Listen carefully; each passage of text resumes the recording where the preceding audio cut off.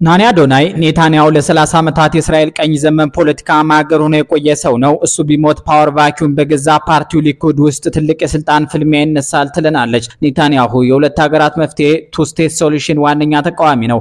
የእሱ መሞት ኔታንያሁይዝም ያ ጥላቻና ጽንፈኝነት አብሮ ይሞታል ወይስ ይበልጥ ተተኪዎችን አፍርቷል ብላ እየጠየቀች ትቀጥላለች። የኔታንያሁ ቤተሰብ በእስራኤል ታሪክ ውስጥ ትልቅ ስም ያላቸው በከፍተኛ እውቀታቸውና ለሀገራቸው ባደረጉት ተጋድሎ የሚታወቁ የሊቃውንትና የጀግኖች ቤተሰብ ተብለው የሚጠሩ ናቸው። አባቱ ቤንዚዮን ኔታንያሁ ታዋቂ ታሪክ ምሁርና ፕሮፌሰር ነበሩ። የአይሁድ ታሪክ ላይ ባላቸው ጥልቅ እውቀትና በጽዮኒዝም ርዕዮተ ዓለም ቀኝ ዘመም አቋማቸው ይታወቃሉ። ወንድሙ ዮኒ ኔታንያሁ በእስራኤል ሕዝብ ዘንድ እንደ ብሔራዊ ጀግና ይታያል። በ1976 በኡጋንዳ የተካሄደውን የታጋቾች ማዳን ኦፕሬሽን ኢንቴቤ ሬድ ሲመራ የተሰዋ ብቸኛ እስራኤላዊ ወታደር ነው። ዮኒ ኔታንያሁ በእስራኤል ታሪክ ውስጥ ያለው ቦታ ከወታደርነት በላይ ነው። እሱ የሀገሪቱ ብሔራዊ ጀግና የመስዋዕትነትና የቆራጥነት ምልክት ተደርጎ ነው የሚወሰደው።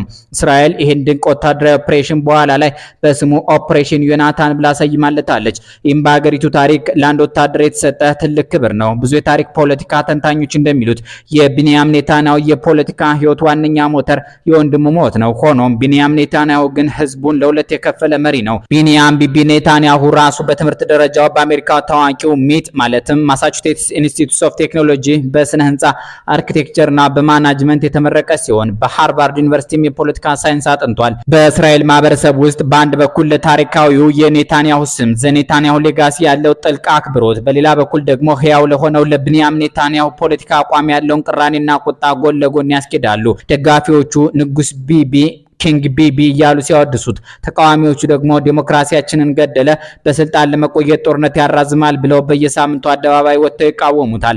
ብዙ እስራኤላውያን የኔታንያሁ ቤተሰብ ለሀገር የሰጠውን ክብር ቢቢ በፖለቲካው እያጠፋው ነው የሚል ቅራኔ ያላቸው። አልፎም በሀገሪቱ ህግ መሰረት ብዙ ክሶች ቀርበውበት በህግ ተይዟል። የኔታንያሁ የህግ ውዝግብ በቢንያም ላይ ብቻ የሚቆም አይደለም።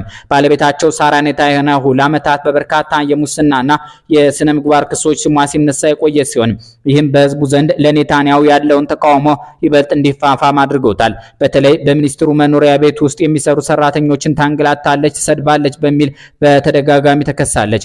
በቅርቡም ዓለም አቀፍ የወንጀለኞች ፍርድ ቤት አይሲሲ ክስ አቅርቦበታል። የዓለም የወንጀለኞች ፍርድ ቤት ማለት ከተመሰረተ ጀምሮ ለብዙ በተለይም ለአፍሪካ መሪዎች ክስ አቅርቦ በጊዜ ሂደት ግን በስህተት ነው ሲል ወይም የተለያየ ምክንያት እየፈጠረ ክሱን ሲያነሳ የከረመ የቁጭ በሉ ፍርድ ቤት ነው። በየዓመቱ ፑቲንን ወንጀለኛ ቢሉትም እሱ በየሀገሩ እየዘረ ስራውን እየሰራ እንደሚገኘው ሁሉ ማለት ነው። እርግጠኛ የምሆነው ግን ትላለች ናኒ፣ እርግጠኛ የምሆነው ግን ካለው ሁኔታ አንጻር ኔታንያሁን ሊያስረው የሚችለው የዓለም አቀፍ ፍርድ ቤት ሳይሆን የራሱ ሀገር ፍርድ ቤት ነው። እንደ ሞሼ ካትሳብ የቀድሞ ፕሬዝዳንትና ኢሁድ ኦልሜርት የቀድሞ ጠቅላይ ሚኒስትር እስር ቤት መግባታቸው የእስራኤል ህግ ከመሪዎቿ በላይ መሆኑን ያሳያል። ሆኖም እሱ ታሰረ፣ ሞተ ወይም ሌላ መጣ የተለየ ነገር አይፈጠርም። ስትራቴጂው ላይ ማንም ይሁን በአገሪቷ ጥቅም ላይ ስለሚሰራ ተመሳሳይ መንገድ የሚከተል የለም። በጣም የሚገርመው ነገር አንድ መሪ የቱንም ያህል ጨካኝ ወይም አምባገነን ቢሆን ጥንካሬውን የሚያደንቁና የሱን መንገድ የሚደግፉ ዜጎች አይጠፉም። ከሂትለር እስከ ሙሶሎኒ እስከ ኔታንያሁ ሁሉም የራሳቸው ጭፍን ደጋፊዎች ነበሯቸው ወይም አሏቸው። ኔታንያሁ ቢሞትም በሱ ቦታ የሚተካው ሌላ መሪ ያንኑ ጭካኔ እንደ ስትራቴጂ የሚጠቀም ከሆነ ለውጡ የግለሰብ እንጂ የስርዓት አይሆንም። ሚስተር ሴኩሪቲ ይህ ራሱ ለራሱ የሰጠውና ለረጅም ዘመን ህዝቡ አምኖበት የቆየ ስም ነው። እኔ ብቻ ነኝ እስራኤልን ከኢራንና ከአረብ ጠላቶች መጠበቅ የሚችለው የሚል ምስል ገንብቷል። ሆኖም የጥቅምት 7ቱ ጥቃት ይህንን ስሙን ክፉኛ አጥቁሮበታል። ብዙ ተንታኞችም የሚስማሙበት ነጥብ ኔታንያሁ ፖለቲካዊ ሰርቫይቫር ስሌት ነው። ስልጣን ላይ ለመቆየት ሲል ማንኛውም ነገር ያደርጋል። ነገር ግን ዓለም አቀፋዊ ጫናዎችንና ዲፕሎማሲያዊ ግንኙነቶችን እንዴት መያዝ እንዳለበት ያውቃል ይላሉ። በአንጻሩ እንደ ቤዛሌል ስሞትሪችና ኢታማር ቤንጋቢር ያሉ ግለሰቦች ርዕዮተ ዓለማዊ አክራሪዎች ናቸው። ለነሱ ፖለቲካ የድርድር ጉዳይ ሳይሆን የሃይማኖትና የዘር ቅዱስ ጦርነት ነው። ዲፕሎማሲ ጉዳይ አይሰጣቸውም። ኔታንያሁ አሜሪካን ላለማስቀየም አንዳንድ ጊዜ ይቆጠባል። እነዚህ ግን ፍልስጤማውያን በሙሉ የማባረር ትራንስፈርና ዌስት ባንክ ሙሉ በሙሉ የመጠቅለል ግልጽ አጀንዳ አላቸው። ኔታንያሁ በአሁኑ ጊዜ መንግስቱን አጽንቶ ለማቆየት የነዚህ አክራሪ ፓርቲዎች ድጋፍ የግድ ያስፈልገዋል። እነዚህ ሁለት ግለሰቦች መጥፎ ሰው ብቻ ናቸው ብሎ ማለፍ ይከብዳል። ክፋትና ጥላቻ በደም ስሮቻቸው የሚዘዋወር ክፉ ሰዎች ናቸው። እስራኤል እንደ ሀገር ህልውና አደጋ ላይ ከወደቀ በእነዚህ ሁለት ግለሰቦችና በመሰሎቻቸው ጥላቻና ክፋት ነው። ስሞትሪችና ቤንጋቪር ጦርነቱ ካቆመ ወይም የምናዘን ካላደረክ ከመንግስት እንወጣለን ብለው በተደጋጋሚ ዝተዋል። ስለዚህ ኔታንያሁ አንዳንድ ጊዜ የሚወስዳቸው ጨካኝ ውሳኔዎች የራሱ ብቻ ሳይሆኑ ስልጣኑን ላለማጣት ሲል ለነዚህ ግለሰቦች የሚሰጠው ጉቦ ወይም ስምምነት ነው። ኔታንያሁ ከፖለቲካው ቢወገድና በእነዚህዎች የሚመራ መንግስት ቢመጣ በዌስት ባንክና በጋዛ ያለው ሁኔታ ከመቼውም ጊዜ በላይ ወደ ለየለት ጭፍጨፋና መፈናቀል ሊያመራ ይችላል። ከሁለቱ ኔታንያሁ ይሻላል የሚለው ድምዳሜ መጣው። ኔታንያሁ ቢያንስ ሊገመት የሚችል ፕሬዲክቴብል እና ለዓለም አቀፍ ጫና በከፊልም ቢሆን የሚንበረከክ በመሆኑ ነው። የኔታንያሁ መወገድ ለፍትህ ትልቅ እርምጃ ቢሆንም በሱ ቦታ የሚተኩ ሰዎች ግን የበለጠ የሰው ልጅ እልቂትን የሚመኙ አክራሪዎች ሊሆኑ መቻላቸው የፖለቲካው አስከፊ ገጽታ ነው።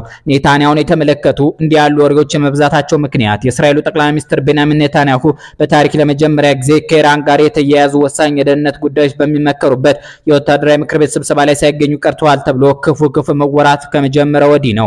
ጠቅላይ ሚኒስትሩ በዚህ ደረጃ ካለ ስብሰባ ሲቀሩ ያ የመጀመሪያቸው መሆኑ ክስተቱን እጅግ ያልተለመደና አስገራሚ አድርጎት ነበር። በወታደራዊ ዋና መስሪያ ቤት በተካሄደው በዚያ ስብሰባ ላይ የመከላከያ ሚኒስትሩ ኢዝራኤል ካትዝ ከጦር ኃይሉ ጠቅላይ ኤታ ማዦር ሹምና ከደህንነት ተቋማት ከፍተኛ ኃላፊዎች ጋር በመሆን የሁኔታዎችን ግምገማ መርተዋል። ወዲያው የኢራን መገናኛ ብዙሃን ጠቅላይ ሚኒስትሩ በኢራን ጥቃት ተገድለዋል የሚል ዘገባ ማሰራጨት ጀመሩ። ከዚሁ ጋር በተያያዘ ቤንያሚን ኔታንያሁ ናቸው ተብሎ የተሰራጨውን በአንዱ እጃቸው 6 ጣት ያለበት ምስላቸው እየተያያዘ ባለ 6 ጣቱ የኤአይ ፕሬዝዳንት የት ነው ያሉት የሚለው ጥያቄ የዓለም መነጋገሪያ ሆነ። መሞታቸው ይዘገብ ጀመር። በኋላ ግን ቢቢ ዘናፈታ ብለው በቪዲዮ በመከሰት አለሁ አሉ። ቤንጃሚን ኔታንያሁ በፖለቲካ ህይወታቸው ውስጥ በተለያዩ ጊዜያት የግድያ ሙከራ ወይም የግድያ እቅድ ታልሞባቸው እንዳመለጡ ይነገራል። ከኒያ መሃል አስገራሚዎቹ የሚከተሉት ናቸው። አንደኛው የ2024 የድሮን ጥቃት ነበር። በ2024 ጥቅምት 19 ቀን በእስራኤል የሚገኘው የኔታንያሁ የግል መኖሪያ ቤት በድሮን ጥቃት ተመታ። ይህ ጥቃት ከሊባኖስ የተላከ መሆኑ ተጠርጥሯል። ከሄዝቦላ ጋር ተያይዞም ነበር። ነገር ግን ኔታንያሁ በዚያ ጊዜ በቤታቸው ውስጥ አልነበሩም። ያ ብቻ ሳይሆን ማንም አልተጎዳም። ሁለተኛው ጉዳይ የ2025 የግድያ እቅድ ነው። በ2025 በእስራኤል የምትኖር አንዲት አክቲቪስት ኔታንያሁን ለመግደል እቅድ እንዳዘጋጀች ፖሊስ ምርመራ ጀምሮ ነበር። እንደ ዘገባዎች ከሆነ የእስራኤሉን ቁጥር 1 ሰው በመሳሪያ ወይም በፍንዳታ የመግደል እቅድ ነበራት ተብሎ ተጠርጥሯል።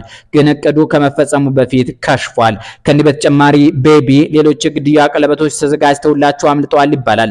ኔታንያሁ በሰዓት የተከበበች ሀገር እንደሚመራ ሰው ከኢራንና ሌሎች እስራኤልን የሚጠሉ ቡድኖች የግድያ ወጥመዶች ተዘጋጅተውላቸው ነበር። እኛን ሁሉ አምልጠው እስከ ቅርብ ጊዜ በሕይወት ዘልቀው ነበር። የሰሞኑ ወሬ ግን የሚያስጨንቅ ሆኗል። እስራኤል በታሪኳ ውስጥ በሰዎች የተገደሉ ከፍተኛ መሪዎች አሏት። ከነሱ መካከል ይስሐቅ ራቢን ወሳኙ ናቸው። በ1995 ዓ.ም የእስራኤል ጠቅላይ ሚኒስትር የነበሩት ራቢን በቴል አቪቭ በተካሄደ ሰላማዊ ሰልፍ መጨረሻ የእስራኤላዊ አስተሳሰብ አክራሪ በሆነ ወጣት ተኩስ ተመተው ተገድለዋል። ይግድያ በእስራኤል ፖለቲካ ታሪክ ከፍተኛ ተጽዕኖ አሳድሯል። ሁለተኛው ሬሄቬም ዜቭ ናቸው። በ2001 ዓ.ም የእስራኤል የቱሪዝም ሚኒስትር የነበሩት ዜቭ በኢየሩሳሌም አንድ ሆቴል ውስጥ በፍልስጤም የታጠቁ ቡድኖች ተኩስ ተመተው ተገድለዋል። ይግድያ በእስራኤል መንግስት ላይ ትልቅ የደህንነት ድንጋጤ ፈጥሮ ነበር። ዴቪድ ቤንጉሪንም የግድያ ሙከራ አስተናግደው ያውቃሉ። የእስራኤል መስራችና የመጀመሪያው መሪ የሚባሉት ቤንጉሪዮን የግድያ ሙከራ ቢያስተናግዱም ሁሉን አምልጠው በተፈጥሯዊ ሁኔታ ይችል ዓለም ተሰናብተዋል። ቤንያሚን ኔታንያሁም ምንም ነገር ሳይነካቸው በሰላም እየኖሩ ይገኛሉ። ሰናይ ጊዜም